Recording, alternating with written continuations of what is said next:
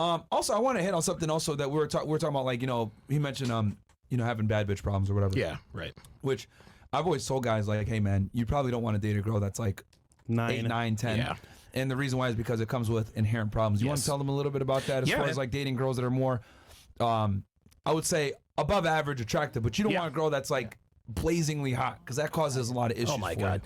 So I'm on episode 1085 right now on TSR Live. TSR Live. Episode 37 was the downsides of dating 9's and 10's. Don't date 9's and 10's, only fuck them, guys.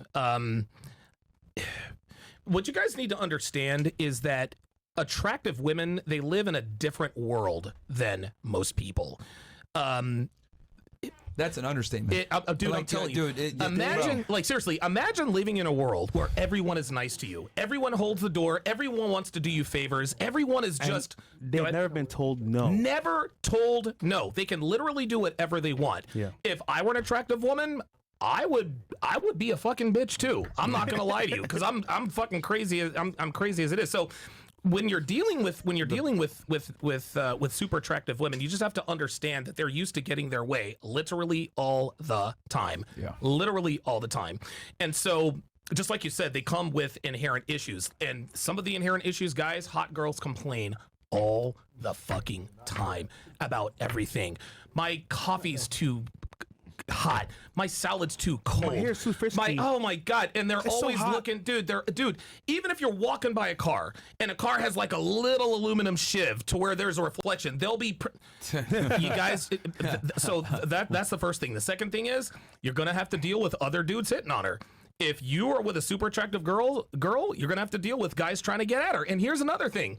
Just because a woman really likes you or even loves you, that is not going to stop her from being attracted to other men. She's human. Mm-hmm. She has eyes. The difference is, and a lot of guys get mad, well, she said that guy was cute. Okay, did she go fuck the guy? Well, no. Okay, well, then what are you worried about?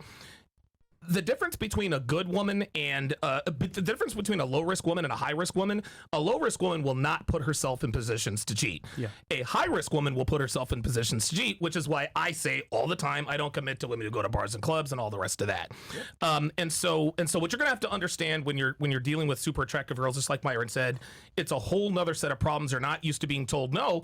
Fortunately, if when you do put your foot down with hot girls, they will respect you because they're not used to it. But the downside to that is it's very easy to approach hot girls. It's hard as fuck to fuck them. It's really hard to approach below average girls. Fucking them is like taking candy from a baby. So when you approach a hot girl, she'll be receptive to you because most men don't walk up to super. Weirdo, yeah. Well, of course, right? Yeah, you're not talking about assuming that you're not an idiot or weirdo. Yeah, right. I mean, right. Assuming you're not an idiot or a weirdo, most guys aren't going to talk to girls like that. So just understand, you can approach hot girls. You'll probably get her number. Just understand that closing the deal is going to be very, very difficult. She's always going to have dudes getting at her, and especially in this day and age here in 2024, if she's really attractive, just like we were talking about off the air, she probably has a sponsor or 7.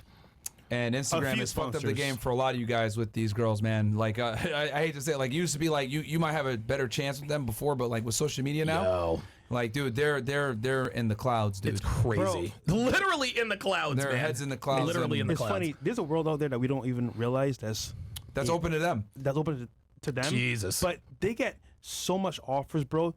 You will not even believe what's on the table. Pay for their rent.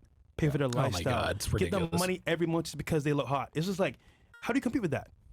I don't think a lot of guys are aware of this. Like, they're like, when you said that they live in a different world, it's a different world. That's it's a different existence, man.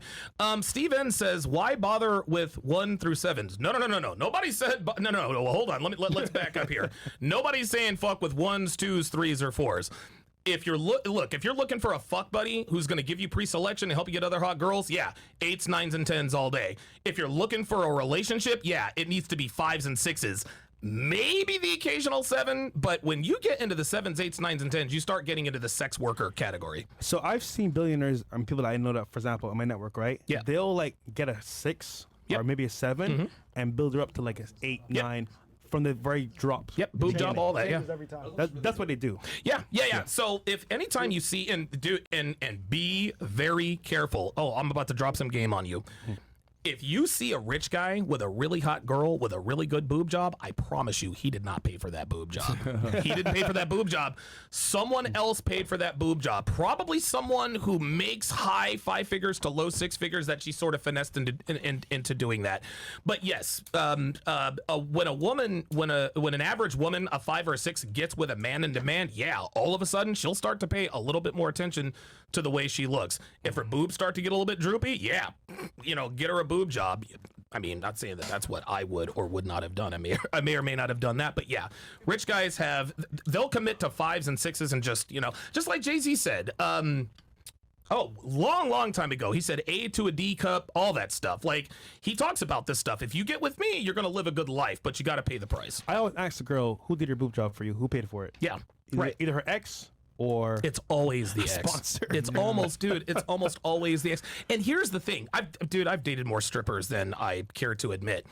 Strippers, they make, oh my God, these bitches make, like, these bitches, if they were actually smart, they could retire. They could retire in 6 months. Yeah. But they fucking spend money on drugs and clothes and travel. Dumb shit. It's clothes. And they all, dude. And all the, no, if I get a boob job, I'll make more money. And so what do they do? What do they say? I'm not going to save for it. Yeah, I'll get this guy in the champagne room, or this guy is talking to me. I'm going to get him to pay for it. That's the way it goes. Yeah, big facts.